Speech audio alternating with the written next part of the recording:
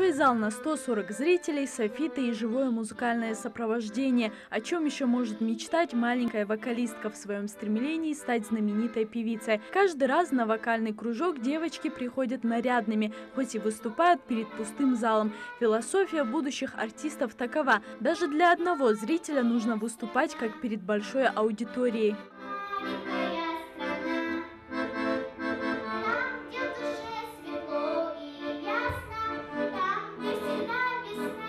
В концертном зале Дома культуры, оснащенном акустической системой, еще не раз пройдут праздничные торжества, где дебютируют юные таланты. Первый концерт здесь состоялся 4 июня. Тогда культурный центр и распахнул свои двери. Он стал большим подарком для 4000 жителей Галашки на день рождения республики. Теперь сельские дети могут посещать кружки на свое предпочтение с утра до вечера. Они работают в первую и вторую смену. Это дети с 5 до 6 лет в первую смену приходят, а старшие группы уже приходят уже после обеда с 3 часов. Эти поделки – результат двухмесячного труда учащихся кружка декоративно-прикладного искусства. Здесь детей учат бисероплетению, вязанию, лепке из пластилина. Сейчас они вырезают бумажные аппликации для будущего букета, который ничуть не будет уступать по своей красоте настоящему. В соседнем зале с зеркальной стеной дети обычно занимаются хореографией, а рядом кружок изобразительного искусства. 12-летний Магомед Пугоев в будущем видит себя не космонавтом, как все мальчики, а художником.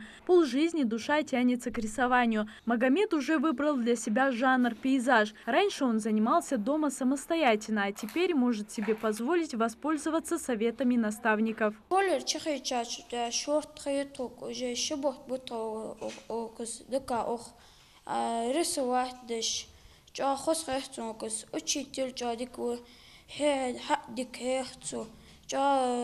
Ошибки девушкам помогать друг другу.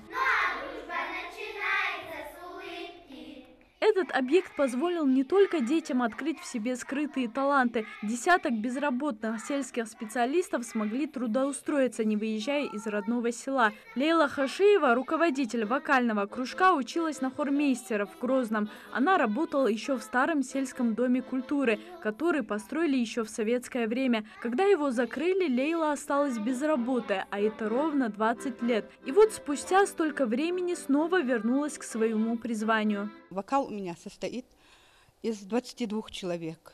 Есть у меня 2 группы. Одна младшая, другая старшая группа. Старшая группа особенно очень хотят у меня петь на национальном языке. Преподавательский состав надеется, что в будущем их воспитанники займут достойную нишу в культурной жизни республики. Залина Могушкова, Адам Далаков.